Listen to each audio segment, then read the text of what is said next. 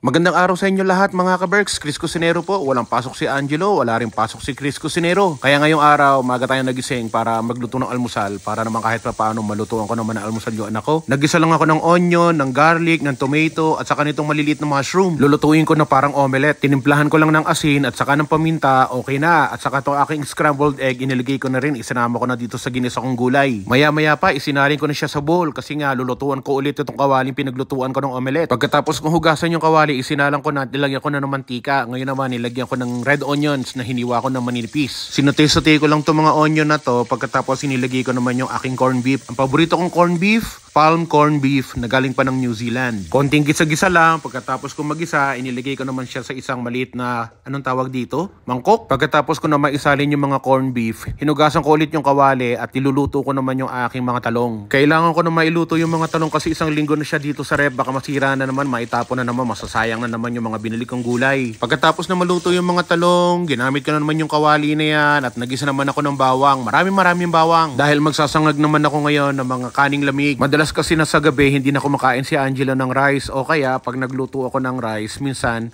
sobrang dami na ilalagay ko na sa ref na 2-3 araw na stock doon. Kaya madalas na ginagawa ko sa umaga, ginagawa ko siyang fried rice. Salin ko na rin pala tong aking fried rice dito sa isang bowl, ilalagay ko na dito sa lamesa, ihahanda ko na yung aming almusal. Pagkatapos gigisingin ko na yung anak ko. Anong oras na kasi umuwi si Angelo? Past 12 midnight na kahapon. Kaka-edit nila ng video, kaka-film nila sa school. Kaya pinapabayaan ko ang anak ko na makatulog na maayos kapag weekend, kapag wala siyang pasok. Para kahit papaano, makapagpahinga siya at gigisingin ko na lang siya kapag kakain na kami. Saka mga ka-Berks, hindi nyo na itatanong, masaya ako na napagsisilbihan ko yung anak ko. Sa tagal na hindi kami magkasama ng anak ko, 18 years na hindi kami magkasama ng anak ko, hindi ko siya napagluto ng almusal, tanghalian, ng hapunan. Maski birthday niya, maski graduation niya, wala ako sa tabi niya. Kaya naman, ngayon na nandito kasama ko yung anak ko sa Canada, masaya ako na napagsisilbihan ko yung anak ko. Sabi ko nga sa kanya, anak, ang haba na ng buhok mo, baka naman gusto mo magpagupit. Sabi niya, o sige papa, papagupit ako, basta ikaw magbabayad. Aba, sige, sabi ko, ako magbabayad. Punta tayo doon sa Fancy Fades, magpagupit ka doon. Kaya naman dali-dali kong tinawagan ng Fancy Fades. Sabi nga ni Boss Efren, busy daw sila ngayon kasi weekend. Pero sinabi niya rin, basta ikaw, Chris Cusinero, mayroon kang space dito, lagi kitang pwedeng accommodate kahit na busy kami. Kaya naman dali-dali kami nagpunta ni Angelo dito. At gaya nga ng dati, pulido talaga gumawa itong si Sir Efren. Galing nga pala ng Batangas itong si Sir Efren na talaga napakabait at napakabuti sa aming magama. Saka napansin ko, si Sir Efren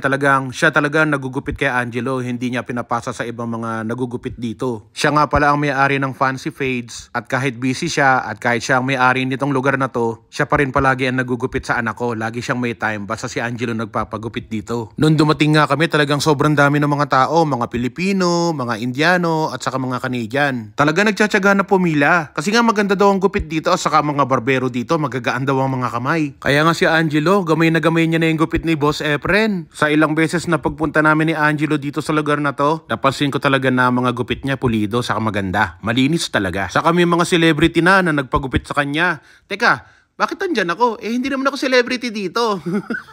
Salamat ulit sa gupit mo, Boss Efren. At saka sa uulitin nga pala. Mga ka-Berks, ito yung presyuhan ng mga gupit nila rito. Tapos ito naman yung schedule nila at saka yung telephone number nila kung gusto nyo puntahan. At ito rin yung address nila. Magandang araw po. Chris Cusinero at Angelo, ang inyong kapamilya, kapuso, katropa, kabarkada at ka-Berks. Ano man ang hamon ng buhay, palagi ka lang sumabay. Piliin mo laging sumaya, kay Chris Cusinero panalo ka. Di lang pagluto at sa kusina, sa adventure ay kasama. Sa lugar na kakaiba, halika na, kay Chris Cusinero na. Halika na't sumama ka at manood, mga matay mamamangha, di lang tiyan ang mabubusog. May mga lugar pa lang ganito.